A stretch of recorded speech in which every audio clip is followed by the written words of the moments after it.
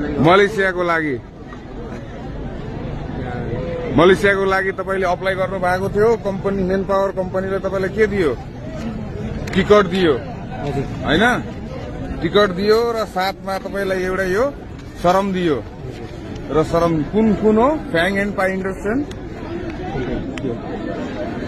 यो employee name त्यहाँको golf management international private लिमिटेडबाट तपाईँ जानुभयो हैन?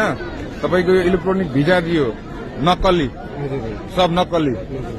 र यो मलेसिया डिजिटल अराइभल कार्ड दियो तपाईँलाई हैन? र तपाईँ एयरपोर्ट भित्र छिर्न पाउनु भएन हैन? कति पैसा बुझाउनु भयो? कतिजना थिए तपाईँ जस्तो? धेरैजना थियो, 20-25 जना। कति? 20-25 जना। 20-25 जना। सबैले 3 लाख रुपियाँ बुझाउनु भयो। बुझाएर सबै प्रोसेस सक्यो। कसैलाई त बढी नै दिएछन्, कसैलाई बढी 4 लाख 5 लाख। त्यो भएर पनि के भन्न चाहनुहुन्छ अब? म त अब नजाने, पैसा फिर्ता चाहियो। पैसा फिर्ता चाहियो? हजुर। पैसा फिर्ता भयो, पुग्यो? हजुर। तपाईँ जस्ता कतिवटा युवाहरू फसिरहेछन् त्यसरी? कयौँ युवाहरू फसिरहेछन् दलालको लागि।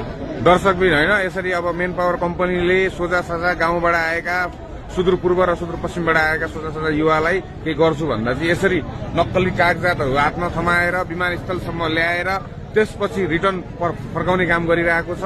के भन्न चाहनुहुन्छ? र नेपाल सरकारले के हेरेर बसिरहेको छ? यसरी एउटा कृत्य कागजात बनाएर पनि यसरी युवाहरूलाई एउटा दुःख दिँदा, धोका दिँदा पनि नेपाल सरकार यसरी हेरेर बसिरहेको छ। देख्न सकिन्छ। साथमा यहाँ हेर्न सकिन्छ यहाँको भिड भडका कस्तो छ।